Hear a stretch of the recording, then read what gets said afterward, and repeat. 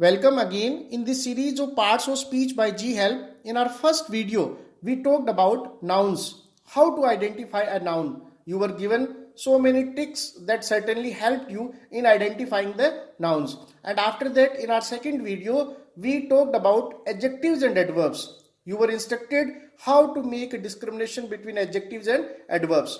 You were also instructed about the types, the structure, the usages of adjectives and adverbs. और आज हमने जो है वो बात करनी है कंजक्शंस और प्रपोजिशंस की and it will be based on comparisons और you can say it will be a comparative study between conjunctions and prepositions. तो शुरुआत करते हैं कंजक्शंस के साथ में। जो है कंजक्शन क्या होता है ना। Conjunction a conjunction is a word unit that joins together words, sentences, clauses और फ्रेजेस। सबसे बड़ी बात, conjunction is a word unit. ये एक शब्द भी हो सकता है, शब्दों का समूह भी हो सकता है, एक फ्रेज भी हो सकती है ना। वर्ड यूनिट से हमारा सीधा सीधा मतलब है एक वर्ड भी हो सकता है, एक से ज्यादा शब्द भी हो सकते हैं। एक यूनिट होती है ये दैट जॉइंस टुगेदर वर्ड्स, जो दो शब्दों को, दो वाक्यों को, दो क्लोजेज यानी उपवाक्यों को और फ्रेजेज जो आपके वाक्यांश जो होते हैं उनको आपस में जोड़ती है। उदाहरण के लिए आप देख सकते हैं John and Jeannie got the kids award in 2020 कि John and Jeannie got the kids award in 2020। That is to say John और जीनी जो है वो आपके दो एक तरीके से जो है वो नाउन्स हैं जिनको आपस में जो है वो जोड़ा गया है। उसके बाद he said that he would drive home soon। he said that he would drive home soon। यहां पर he said एक क्लोज है, एक क्लोज स्ट्रक्चर है और he would drive home soon ये दूसरा क्लोज है। इन दोनों को जोड़ने के लिए that जो है उसका यूज जो है वो किया गया है। तो आपके सामने है and और that जो है, and और that जो है ये दो आपके कंजक्शंस जो है वो रहेंगे। हमें एक कंजक्शन को पहचानना कैसे है और इसके लिए जरूरी है कि हमें कंजक्शन जो है उनके बारे में पता हो, उनकी स्ट्रक्चर के बारे में पता हो, उनके टाइप्स के बारे में पता हो। तो सबसे पहले हम बात करते हैं कंजक्शन जो है उनके टाइप्स की, है ना। दो टाइप्स रहेंगे आपके सामने स्क्रीन पर जो है वो कोऑर्डिनेटिंग और सबऑर्डिनेटिंग। कितने टाइप रहेंगे? दो। कोऑर्डिनेटिंग कंजक्शंस और सबऑर्डिनेटिंग कंजक्शंस जो है ये आपके दो टाइप रहेंगे। हम दोनों को अलग से जो है वो समझेंगे ताकि हमें कंजक्शंस जो है उसको पहचानने में कोई दिक्कत ना हो। जहां तक कोऑर्डिनेटिंग कंजक्शंस की बात है, आपके सामने है स्क्रीन पर, ये चार तरह के होते हैं। कितने तरह के होते हैं? चार तरह के होते हैं। फॉर एग्जाम्पल सबसे पहले हम बात करेंगे क्यूमुलेटिव की। इसको हम कोपुलेटिव या क्यूमुलेटिव भी कहते हैं। इसके अंदर दो ऐसे क्लोजेज को जो एक ही डायरेक्शन के अंदर मूव करते हैं, दैट इज टू से एक ही जैसे हैं, उनको हम यूज करते हैं। जैसे मैंने पैरेंथेसिस में ब्रैकेट में जो लिखा है सिंपली एडिंग। ये जो कंजक्शंस होते हैं इनका काम होता है सिंपली एडिंग, जैसे and, as well as, both and, not only but also, etcetera. माने ये आपके चार कंजक्शन यहाँ पर डालें, and, as well as, both and, not only but also, etcetera. Second is adversative. आगे की स्लाइड में हम इनके एग्जाम्पल भी देखेंगे। Adversative that is to see showing contrast. दोनों अलग अलग होते हैं। ऊपर वाले में जैसे आपने कहा कि John and Jeannie are working together, John and Jeannie are working together. और यहां पर आपने कहा कि he was tired but he carried on, थका हुआ था लेकिन चलता रहा, है ना। John and Jeannie are working, दोनों काम कर रहे हैं। John is working, Jeannie is working, John and Jeannie are working. तो ये आपके क्यूमुलेटिव जो है वो आपको याद रखने की क्यूमुलेटिव कौन कौन से होते हैं? चार, and, as well as, both and, not only but also, etcetera. और एडवर्जेटिव का मतलब कॉन्ट्रास्ट होता है दोनों में, है ना।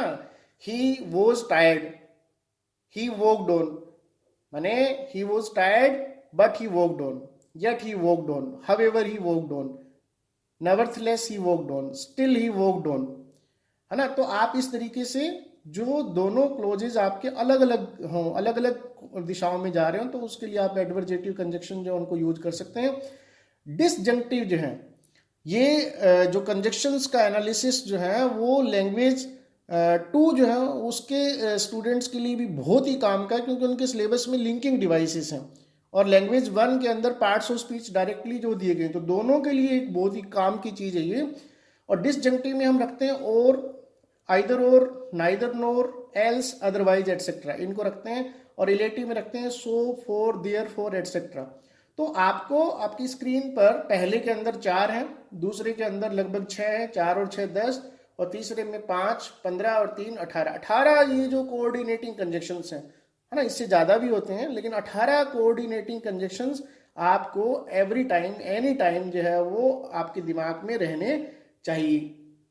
कोऑर्डिनेटिंग कंजक्शंस जो है, उदाहरण आप देखिए, John as well as Jane worked for her, John as well as Jane worked for her. तो यहाँ एज वेल एज लगाया है, क्यूमुलेटिव है, पहले वाला है। ही was tired yet he carried on, थका हुआ था फिर भी चलता रहा, एडवर्जेटिव है, कंट्रास्ट को बता रहा है। पहले वाले में सिंपली जोड़ा गया है वाक्यों को, क्लोजेस को आपस में, और दूसरे वाले के अंदर कंट्रास्ट को बताया गया है। और उसके बाद he will go either swimming और डांसिंग, ठीक है, he will go for either swimming और डांसिंग, कि वो जो है वो या तो स्विमिंग करेगा या डांसिंग करेगा। तो ये आपका चॉइसेस को बताता है, यानी डिसजंक्टिव, है ना। क्यूमुलेटिव का मतलब था सिंपली एडिंग, एडवर्जेटिव का मतलब कंट्रास्ट, दोनों अलग अलग, है ना, दिशाओं में जा रहे हो क्लोजेस। और डिसजंक्टिव का मतलब जो है आपका एक तरीके से जो वो जिसको हम कह सकते हैं कि मेकिंग चॉइसेस, है ना, मेकिंग चॉइसेस। और इलेटिव जो है, जिसके अंदर हमने 3 रखे थे, सो, फॉर, देयर फॉर, तो उसको आप रखेंगे इलेटिव के अंदर। और इसमें आपका जो है वो रहेगा डिड्यूसिंग रिजल्ट्स, परिणाम जो है वो आप उसके अंदर जो डिड्यूस करते हैं। समथिंग सर्टेनली फेल, कुछ तो गिरा। For I heard a splash, क्योंकि मुझे जो वो कुछ गिरने की आवाज़ जो वो सुनाई दी। तो यहाँ पर फॉर जो है वो आपका इलेटिव कंजक्शन का काम कर रहा है। अब एक छोटी सी बात यहाँ पर आप ध्यान से देखेंगे, जैसे यहाँ पे ही हैजंट अराइव्ड येट, देखो येट यहाँ आया है और ऊपर भी येट है, लेकिन ये जो येट है वो कंजक्शन नहीं है, ये आपका एडवर्ब है। आई स्टिल लव हर, ये भी आपका एडवर्ब है। I am waiting for him, ये आपका प्रपोजिशन है। फॉर हिम, फॉर के बाद नाउन आया, ये आपका प्रपोजिशन। आगे हम प्रपोजिशन की भी बात करेंगे, है ना। आप ध्यान दें कि यट के बाद एक क्लोज लगा है, ही कैरिड ऑन। क्या लगाया है? ही कैरिड ऑन। तो क्लोज लगा है, तो इसलिए आप जो है यहाँ पे ध्यान देंगे कि यट जो है वो सिर्फ यट जो देखने भर से आपका कंजक्शन नहीं हो जाता है, यट एडवर्ब भी होता है। आगे की स्लाइड्स में हम इस चीज़ को भी एक्सप्लेन करेंगे। और सबऑर्डिनेटिंग कंजक्शंस जो है ना, आपके सामने है। सबऑर्डिनेटिंग कंजक्शन ऑफ टाइम के अंदर हम लेते हैं बिफोर, आफ्टर, सिंस और एटसेट्रा। एज सुन एज भी है इसके अंदर। कोज के अंदर लेते हैं, कोज को रीजन भी कहते हैं। सबऑर्डिनेटिंग कंजक्शन ऑफ कोज और reason, because, as, since, etcetera. Since ऊपर भी था, सिंस नीचे भी है, दोनों में अंतर है आपके सामने। अगर जो आप टाइम के सेंस में सिंस को यूज कर रहे हो तो वो सबऑर्डिनेटिंग कंजक्शन ऑफ टाइम होगा। और कोज और रीजन, जैसे कोज और रीजन का एग्जाम्पल हम देखेंगे कि since he is my brother, I love him, तो ये कोज और रीजन है। पर्पज में सो दैट, लेस्ट जो है उसको रखते हैं। रिजल्ट में सो डैश डैश डैश दैट को रखते हैं। कंडीशन यानी unless, if, provided that, etcetera, इसको रखते हैं कंडीशन में। कंसेशन यानी ऑल दो, दो, देन, इसको रखते हैं, है ना। नीचे इसके एग्जाम्पल जो है वो दिए हुए हैं। कंसेशन में ऑल दो और दो को, और कंपेरिजन जो है उसमें देन को रखते हैं। कंपेरिजन में सिर्फ देन को।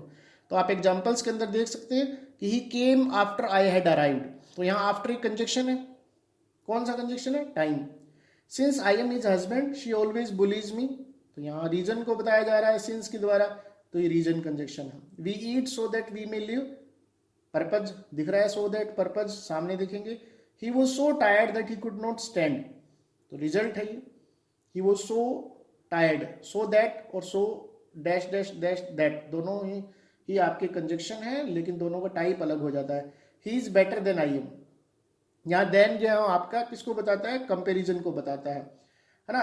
तो मेरा कहने का मतलब ये है, आप जरा ध्यान से देखेंगे कि आपको कोऑर्डिनेटिंग और सबऑर्डिनेटिंग कंजक्शन हरदम अपने दिमाग में रखने हैं जी। जैसे एंड कोऑर्डिनेटिंग में जो आप सीख के आए हो, 18 के 18 आपके सामने है स्क्रीन पर, हमेशा इनको दिमाग में रखना। And, as well as, both and, not only but also, but, yet, however, nevertheless, still है, either, neither, else, otherwise, so, for, therefore, etcetera. इसी तरीके से सबऑर्डिनेटिंग भी आप याद रखेंगे, दैट, बिफोर, आफ्टर, सिंस, और as soon as, because, as, since, so that, lest, है ना, so dash dash that, unless, if, provided that, although then. ये आपको याद रखने हैं सारे के सारे, है ना। एक तरीके से मैंने ये आपके लिए जो है वो रिकैपिचुलेशन किया है कोऑर्डिनेटिंग और सबऑर्डिनेटिंग का।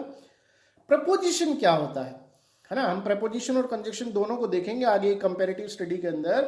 प्रपोजिशन इज अ वर्ड और a group of words that comes before a noun, है ना। जनरली एक वर्ड होता है जो नाउन और प्रोनाउन जो है या किसी फ्रेज से पहले आता है, और उसका रिलेशन जो है, उसका संबंध जो है वो वाक्य में जो दूसरे शब्द है उनके साथ बताता है, relates it to other words within a sentence, है ना। वाक्य में जो दूसरा पार्ट बचा है उसके साथ उसके रिलेशन को बताता है।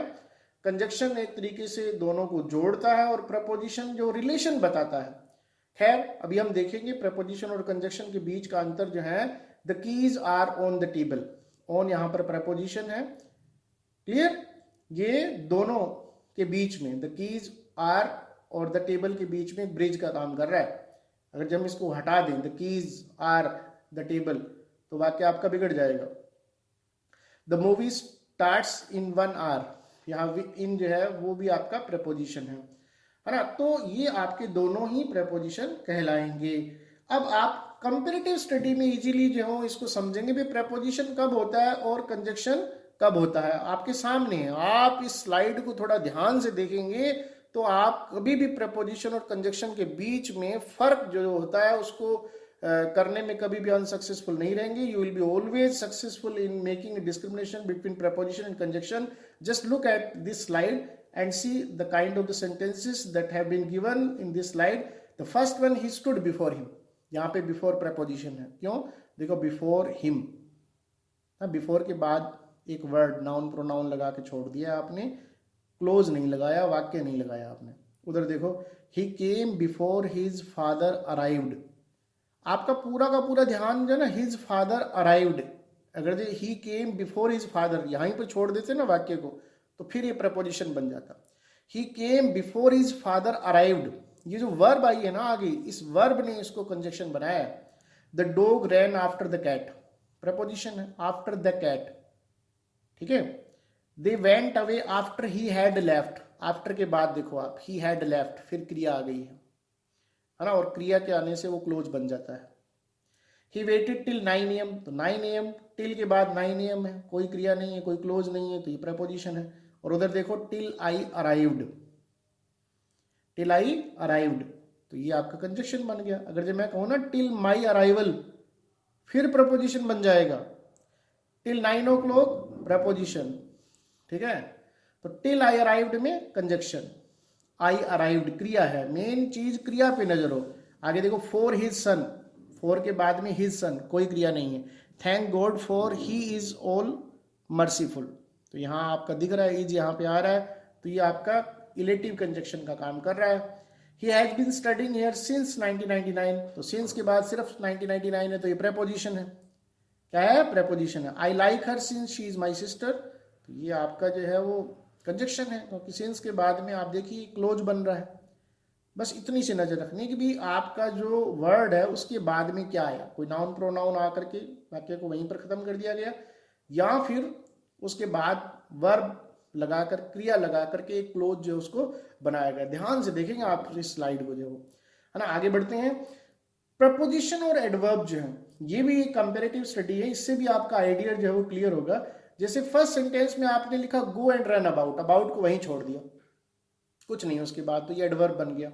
उधर देखो don't loiter about the street, loiter का मतलब होता है वॉन्डर, भटकना, घूमना फिरना, तो loiter about the street, about the street, the street लगा दिया आगे, तो ये प्रेपोजिशन बन गया। He I could not come before, यहाँ बिफोर एडवर्ब है क्योंकि बिफोर के बाद कुछ नहीं है। I came before him, preposition बन गया। और आई केम बिफोर ही केम कर देता मैं, तो ये कंजक्शन बन जाता। दोबारा सुने, आई could not come before, before के बाद कुछ नहीं, एडवर्ब है। I came before him, preposition है। I came before he came, conjunction बन जाएगा। ही केम इन के बाद कुछ नहीं है। उधर देखो ही केम इन द रूम, प्रपोजिशन बन गया। प्रपोजिशन का मतलब जिसकी पोजीशन नाउन और प्रोनाउन से पहले हो, प्रीपोजिशन, जिसकी पोजीशन नाउन और प्रोनाउन से पहले हो। द व्हील केम ऑफ के बाद कुछ नहीं है उधर, of the car, noun. Since, और अगर सिंस के बाद कुछ नहीं लिखेंगे तो एडवर्ब रहेगा। Let us move on, adverb. The book is on the table, preposition बन गया। इधर ऑन जो है वो आपका एडवर्ब है, इधर ऑन के बाद नाउन पटक दिया आपने तो ये प्रपोजिशन बन जाएगा। I have not seen him since, है ना, मैंने उसको नहीं देखा है, तो ये आपका एक तरीके से एडवर्ब है।